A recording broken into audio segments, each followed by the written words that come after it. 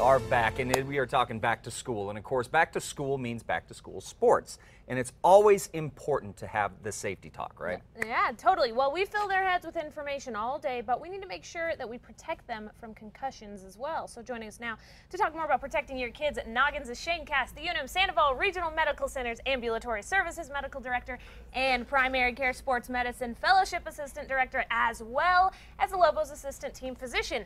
That's a long title, probably You are the a longest busy one man. I've ever read. A very busy man. All right, so let's get into talk about something that I think a lot of parents, especially parents, as you were saying, Britt, it happens in soccer, happens in football, it can happen in really any sports, and that's a concussion. What is a concussion? Yeah, definitely. Getting the definition of a concussion is important because we see it in a lot of sports, but a concussion is basically a mild traumatic brain injury that happens from either a direct blow to the head or some sort of blow to the body that causes a translation of the head, like a whiplash injury. Okay. And that causes a chemical reaction and change in the brain that leads to the typical symptoms that we see with concussions. Okay. Now, as a coach, as a parent, even as a player, what are some signs that we should look for? Because it's a huge fear. Because I coach soccer, and we have to. I mean, it's something that happens all the time. Concussions are pretty prevalent, and I'm sure anybody who has a football player. So, what should parents look for? Yeah, that's a great question. Awareness of concussions is really important because some kids actually don't even realize they have concussions when they're playing with them. So we see really 4 different domains where people get symptoms of concussion, and that happens with physical symptoms, cognitive symptoms, emotional symptoms, and sleep. So the physical symptoms are the ones that we think about: headaches, dizziness, maybe even blurred vision, nausea is common sometimes. And those can happen right after or can evolve as the concussion progresses. Okay. Some of the cognitive things that we see is very common to see confusion, especially right afterwards.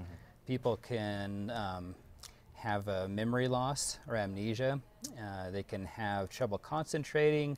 A common complaint is just sort of feeling out of it and just kind of not with it.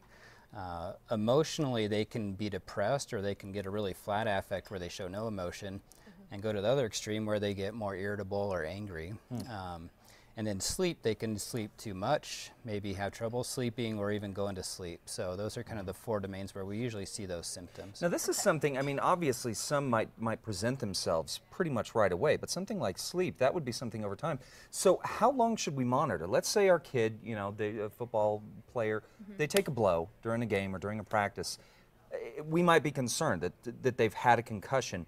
How long do we monitor that? Well, it kind of depends. So if you actually see them take a hit and then they start acting funny, they act confused, or they report dizziness or a headache, some of those symptoms that we talked about, they should definitely be considered to have a concussion until someone can evaluate them. But are we talking like within the hour, couple hours, 20 minutes? Yeah, usually people are going to get symptoms pretty soon after injury. Okay. It's if you can tell or if they reveal those symptoms to you. But yeah, the first 24 hours after a concussion are important to kind of monitor, just to make sure it is a concussion and not something else going on, like a bleed in the brain.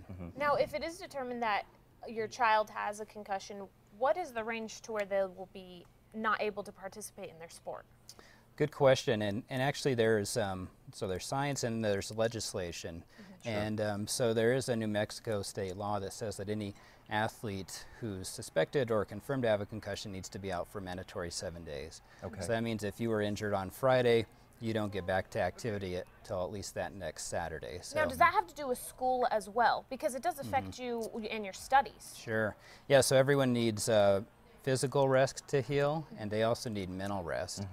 The mental rest part is evolving, and we don't quite know what mental rest is needed for everyone, but everyone needs some. So most schools will have some sort of academic accommodations that people can do.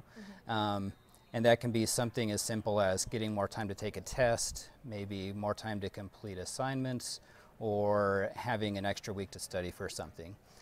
So that brain rest is really important, as well as physical rest to heal a concussion. And for treatment, it's really rest. And we have the athletes rest until they're really symptom-free. before they progress into any activity. Gotcha. I'm go sorry, I ahead. have one more question. Now, I know that there's been some changes in rules, and I don't know, are you familiar with the changes in rules, like with football, with soccer, with other sports that are trying to help our kids?